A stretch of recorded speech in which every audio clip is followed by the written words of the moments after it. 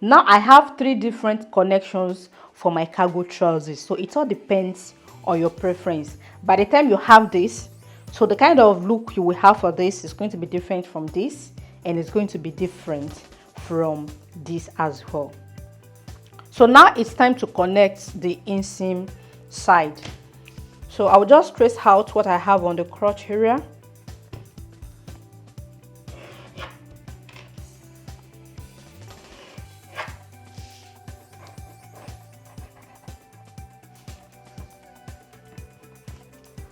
Then for the last connection I did, which is the one that I added the knee measurement, the knee extra inches on one side, all you need to do is just to trace exactly what you have on your inseam from the waist to the knee point. Then when you get to the knee point, then you take your straight ruler, then connect to the measurement you have on the ankle.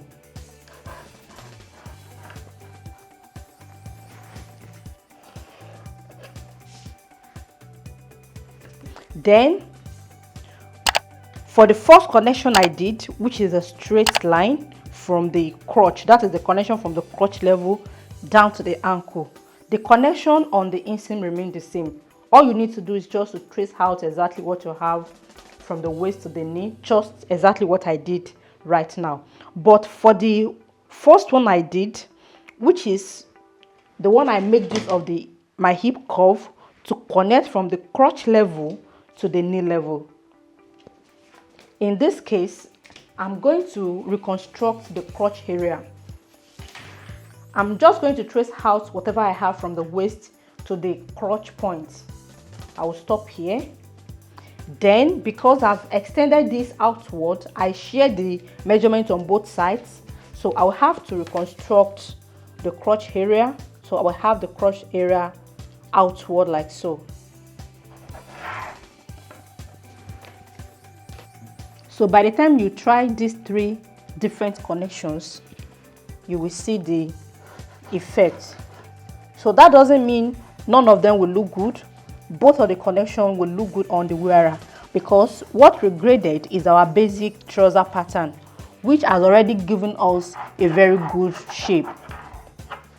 So this will not just look like a bag on the wearer. It will be free and have a fit as well. Okay guys, then I have this for my cargo trousers pattern. So after deciding on the one to use, the last step is to add my seam allowance. Before adding my seam allowances, I'm going to measure my M allowance. For the M allowance I have on my basic trouser pattern, I will ignore this because of the shape I have. So this is a perfect straight line. I will just take this downward by 2 inches. 2 inches is enough to hem a cargo trousers. 2 inches here, then 2 inches here.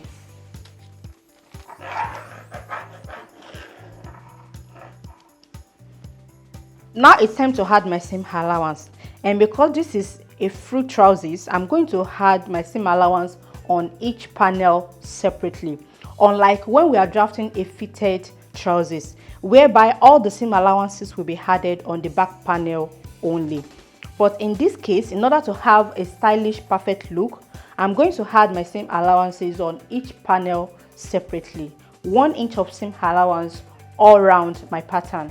I've already added my seam allowance together with the elastic housing allowance. So on this side, on the housing, I'm going to add 1 inch downward. Inseam side 1 inch downward. Then I'm going to connect the same way I connected this based on the shape I'm using.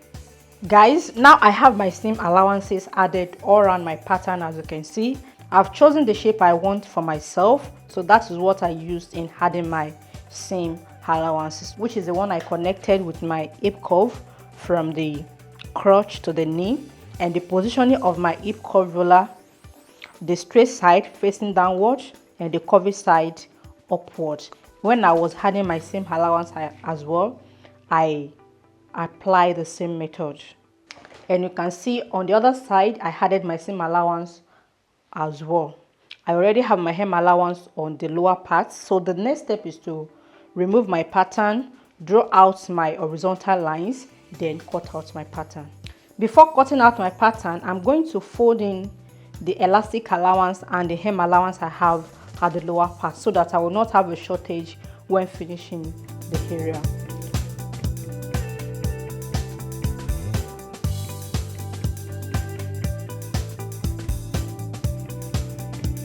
So now I've started cutting out my pattern. Before I remember, I did not shape the lower part of my pattern. So now I have to shape the lower part of my cargo pants before cutting out the hemline in order to make it look really beautiful. So in shaping the lower part, I'll come to the exact measurement I have, not on the seam allowance. I will take this downward by 1/4 inch. This is the housing part of my pattern. So this is 1/4 inch here. Then I'm going to take my curve ruler, then connect this to the housing point, exactly the real measurement point, not the seam allowance. Okay, so I can just take my line downward to the hem allowance line, straight like so. On the other side too, I will take it downward, then repeat the same process. So I will take this down by 1/4 inch, which is here, which is here. Then I will connect to this point.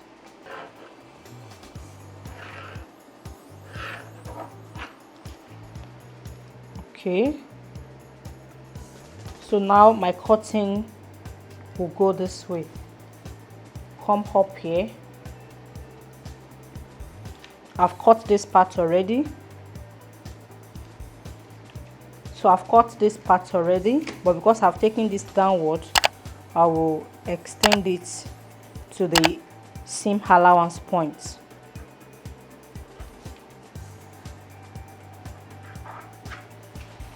Okay, then on the other side, I will extend this downward as well.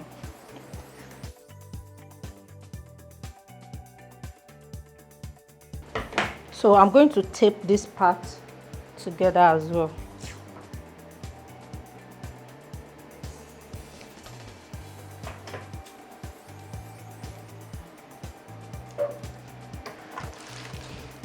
So now I can proceed in cutting out the remaining parts.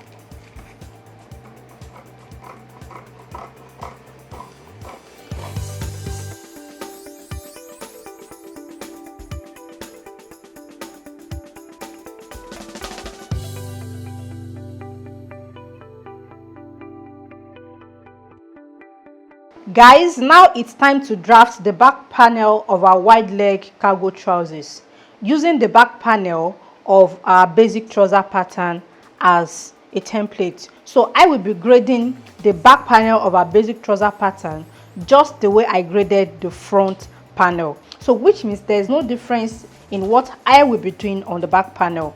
Exactly what I did on the front panel is what I will be doing on the back panel.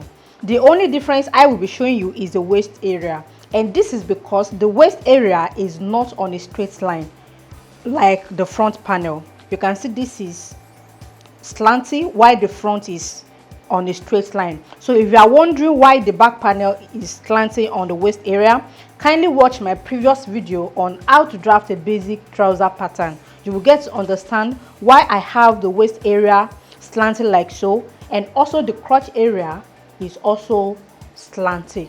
In grading the waist area, the first step is to locate where the front waist level is on the back panel, which you can see here. So this is the waist level, this is the front waist level, and what I have here is the back waist level. You can see the back waist level is higher than the front waist level on the inseam side, but on the outseam side the measurements are the same. I will be extending the front waist level, which is on a perfect straight line, outward to this side. So after extending the waistline outward like so, the next step is to insert the exact measurement I have on the front waist line. For the front pattern, I used the quarter of the hip circumference measurement for the waist level. I'm going to be using the same on the back pattern as well. So now the measurement I used for the front waist initially on the basic pattern was 9.75, and the quarter of the hip circumference measurement is 11.75. I will just subtract 9.75 from 11.75. The difference is 2 inches. So from here where the front waist stop, I will just add my 2 inches, and here is the 2 inches point. So I'll just mark it like so. So after marking the 2 inches point, then I will extend this upward. I will extend this point upward on a straight line.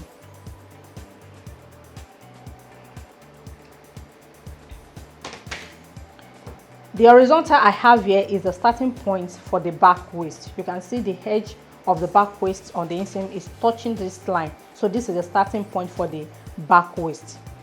So after extending this upward, then the next step is to insert the elastic casing allowance.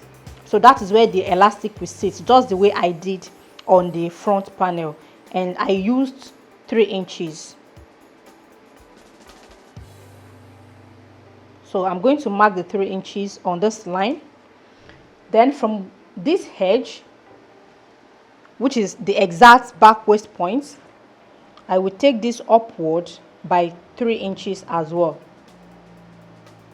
So which is exactly the edge of my pattern paper. Then I will take my straight ruler, then connect the 2 points together. So by the time I will confirm the measurement, it has to be the same with what I have on the front pattern.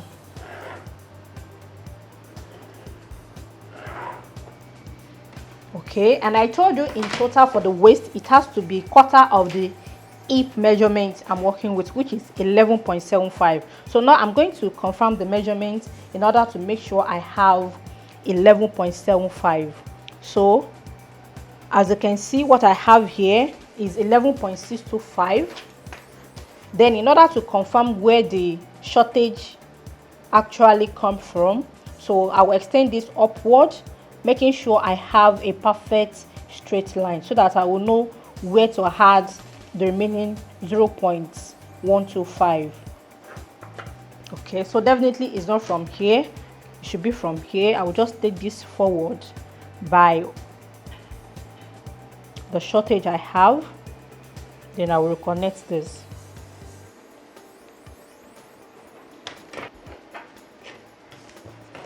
So with this I will have my exact 11.75, which is here. So which is the same thing as what I have on the waist area. Now I will continue engraving the remaining parts of my back panel. Just as I said earlier that there is no difference, I'm going to apply the same method I used in grading the front panel. Guys, now I have the back panel of our cargo trousers drafted out, as you can see. So this is the front panel, you can see, and here is my back panel. I've not added my seam allowance on the back panel. I will do this when I'm cutting out the fabric. Let's meet in my next tutorial where we'll be cutting out our fabrics using this pattern and how to put all the pieces together to make a beautiful wide leg cargo trousers. Thank you once again, and I will see you in my next video.